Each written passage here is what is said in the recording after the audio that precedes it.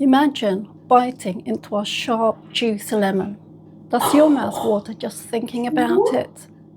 You might not realize it, but that response is the moment your digestion begins. So today I want to share the practical steps that I took and still take to get my digestive system back on track from the cycles of midlife bloating, discomfort, painful gas, and feeling like there's a brick sitting in my stomach. So the first step I take in supporting my digestive system and reducing the bloating and discomfort after eating is cooking from scratch. Digestion actually begins in your head, and this is called the cephalic phase. And let's be honest, if you're stressed out and you're just making a meal for one, this is one step in our digestive process that we tend to skip. And if we don't give our body the time to prepare for eating our food, you're basically dumping food into your stomach, which is not prepared for digestion. What's important about the cephalic phase is that it triggers around 20% of your total stomach secretions. It starts your saliva flowing and signals the release of digestive enzymes and bile before you even start eating. When you prepare your meals using whole foods, spend a few minutes chopping up vegetables and smell your food cooking. Your brain uses your vagus nerve to prime your whole digestive system. And your mouth salivating isn't just anticipation of eating your food either. Your saliva contains enzymes that trigger your stomach to start secreting hydrochloric acid and other enzymes that you need to digest the food you're preparing. And this is why you'll see me preparing my foods from scratch using whole foods. It's not about being fancy, it's about giving my body the time to prepare and release the stomach acid and enzymes it needs to digest my food. I know that the immense stress of starting over and rebuilding life can paralyze your digestive system. During the hardest and most anxious times of starting over, eating was the last thing on my mind. When I did force myself to eat, the food just sat in my stomach like a dead weight, which made me even more anxious. When you're worried, anxious, or constantly on edge, your adrenal glands pump out cortisol, which is your primary stress hormone. Your body thinks it needs to run or fight, so cortisol pulls blood away from your digestive tract and redirects it to your muscles. This hormone stops your stomach from producing acid, stops the natural contractions in your intestines, and even thins your gut lining. So when you're eating under stress, you're quite literally putting food into our digestive system that can't process it. But I also know that it's incredibly hard to put your phone down when you're eating.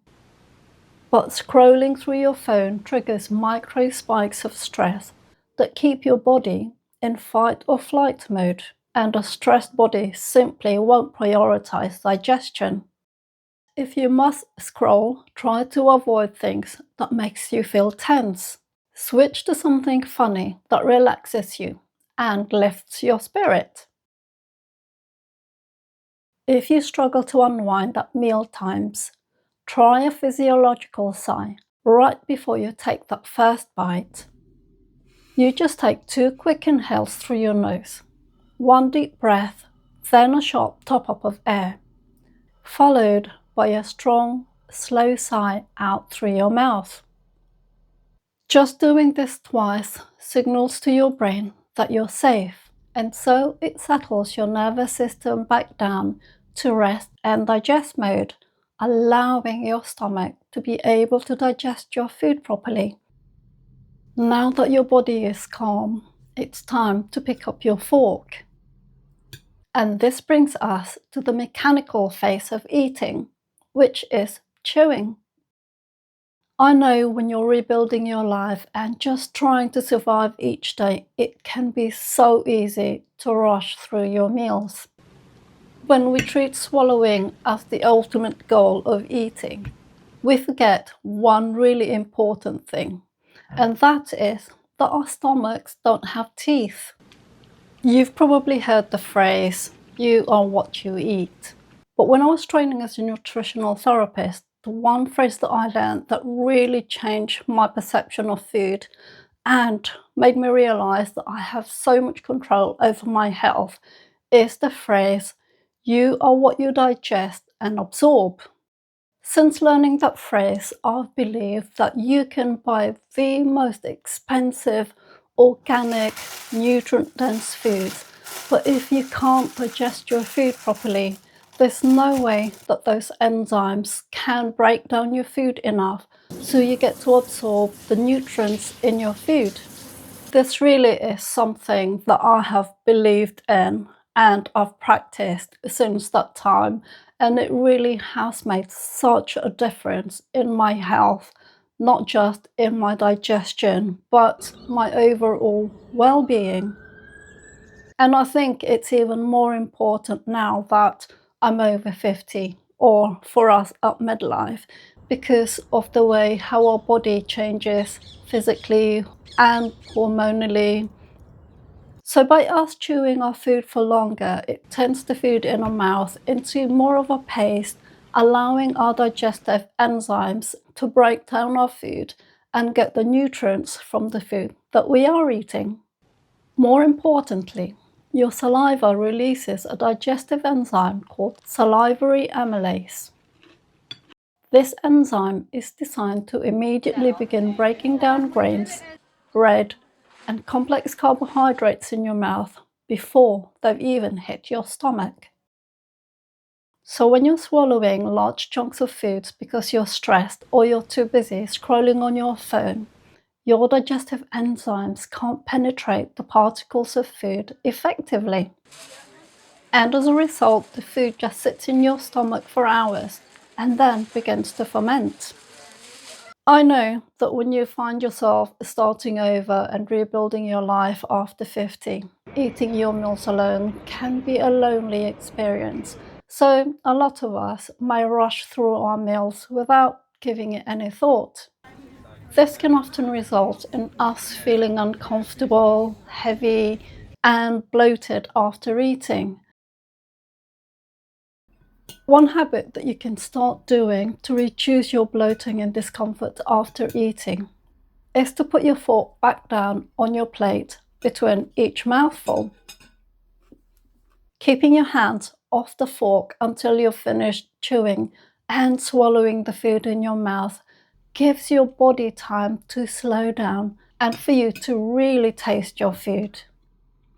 And by chewing your food for a bit longer, it removes a huge portion of the digestive workload from your stomach. The other important thing about slowing down and chewing your food for a bit longer is that it takes around 20 minutes for your satiety hormones to kick in. This means you become more aware of the feeling of fullness, which may also stop you from overeating, so you're less likely to feel bloated and uncomfortable after eating your meals. Chewing your food is just part of the process. When your food hits your stomach, it needs a healthy amount of stomach acid to digest properly. When our stomach acid is low, our food just sits in our stomach and starts fermenting. You may even feel that burning, acidy feeling come up. And as a nutritional therapist, I know that a lot of people think that because they're getting a lot of this burping and gas coming up, that you've got too much stomach acid. A lot of the time, it's quite the opposite, especially for us at midlife. Our production of stomach acid naturally declines as we age. And when you throw in the chronic stress of starting over, rebuilding your life, or just navigating midlife, our stomach acids tend to plummet even more. And when that happens, the food that we eat doesn't get digested properly. So it sits in our stomach, starts fermenting, creating gas that gets trapped, making us burp, and leaves us with a painful bloating, heartburn, or just that heavy feeling in our stomach. To naturally support my stomach acid and digestion, I make sure that I have plenty of bitter foods in my diet. Rocket, dandelion and chicory are perfect when our digestive slows down in our 50s. These leaves support our gallbladder to release the bile for fat digestion, while their prebiotic fibers feed the good bacteria in our changing gut microbiome. Broccoli, Brussels sprouts, cabbage, and other cruciferous vegetables get their sharp taste from compounds called glucosinolates. These foods triggers the receptors on your tongue that signals to your stomach to prepare its acid, preventing that heavy, sitting like stone feeling. Even though I don't eat these foods every day, they contain nutrients that help relax the muscles of your digestive tract. This keeps everything flowing smoothly and eases midlife gas and cramping. The natural bitterness in black coffee or a square of 80% dark chocolate primes your stomach to secrete vital digestive juices. So enjoying just a tiny bit before or after a meal may help reduce the sluggishness you feel after eating. Recently, I've rediscovered bitter melon, something that my mum used to always cook, but I never really enjoyed back then. The bitterness of the fruit triggers a swift release of digestive enzymes to speed up stagnant digestion, helping to reduce bloating and midlife sluggishness. This week, I've added it to my quinoa salad. Mastering the upper gateway of our digestion is only the first step. Once our food leaves the stomach, our liver, gallbladder, and microbiome takes over. If you're preparing your food from whole foods and you're eating slowly, but you still find yourself getting bloating, discomfort, or heaviness after eating, the problem may be further down the line. And that's exactly what we're tackling in the next video.